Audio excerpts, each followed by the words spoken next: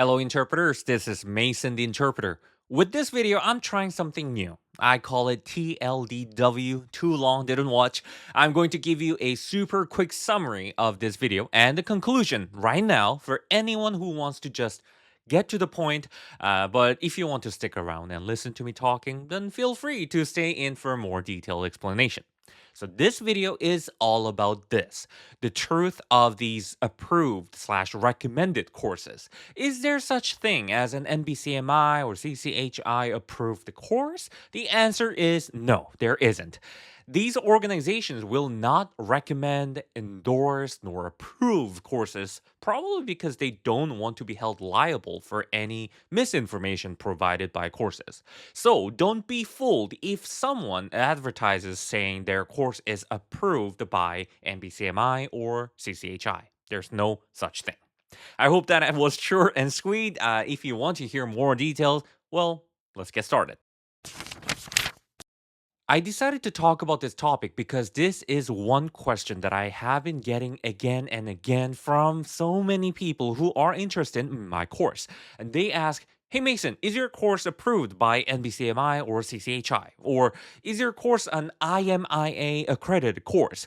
If you have spent some time searching for a medical interpreting course yourself, you might have seen advertisements like this: 40-hour course that's approved by NBCMI and CCHI, or something like, "Hey, we offer a course that's officially accredited and endorsed by IMIA or CHIA or NCIHC," whatever the organization is. All of these, I'm going to call them out. It's a scam. Let me share the truth about these online courses that claim they are approved or accredited by NBCMI or CCHI and explain why that's not a thing. But before we dive deep into the topic, let's just get these confusing terms right.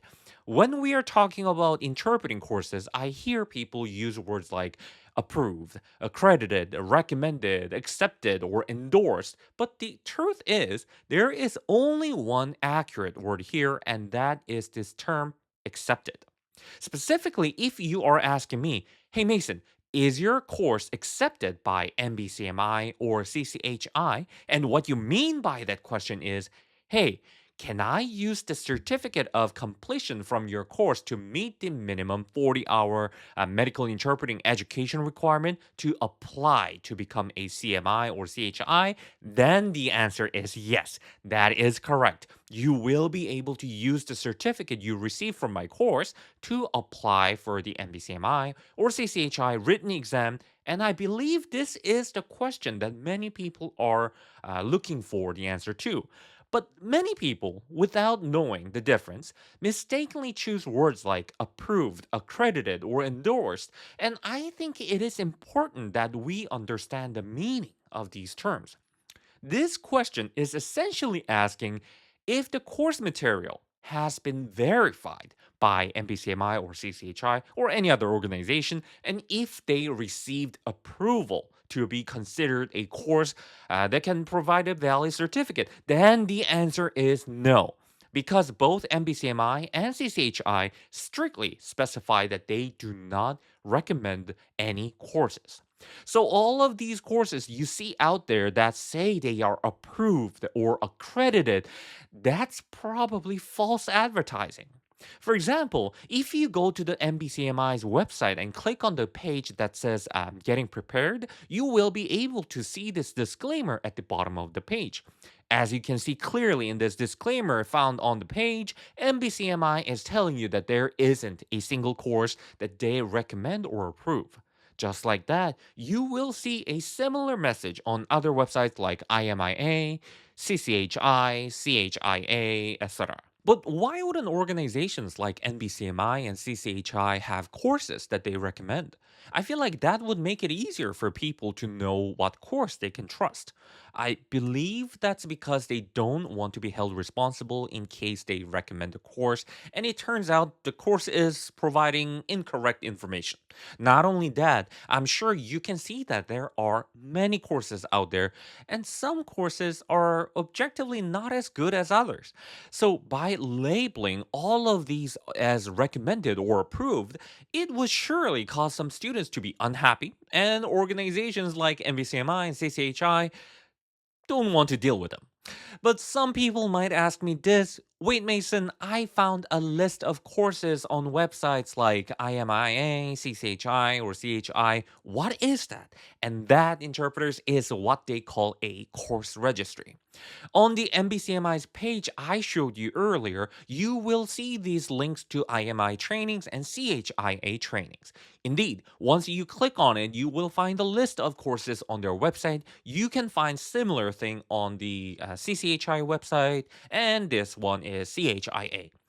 Just like that, every organization has this course registry, and obviously, it looks like this is a list of approved courses since it is on their website. But once again, we don't say these are approved, they are accepted. To be even more specific, you will be able to see what exactly this course register really is if you read this document on IMIA's website. Let me make it simple for you. There are organizations like NBCMI, CCHI, IMIA, CHIA, etc. Then there are institutions like myself that sell courses. Let's say I want to advertise my course on their website. To do that, the organizations will ask me for money, and in some cases, I need to prove that I am a legitimate educator, not just some random person.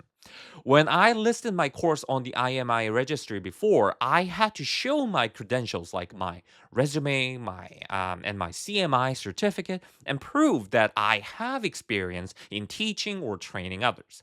So, like I said, the course registry is just a list of accepted courses, but more specifically, these are the courses by institutions or instructors that choose to advertise by paying money to organizations. I know this might still be a bit confusing, so you might ask me, okay, so should I just only trust the courses on the course registry to make my life easier?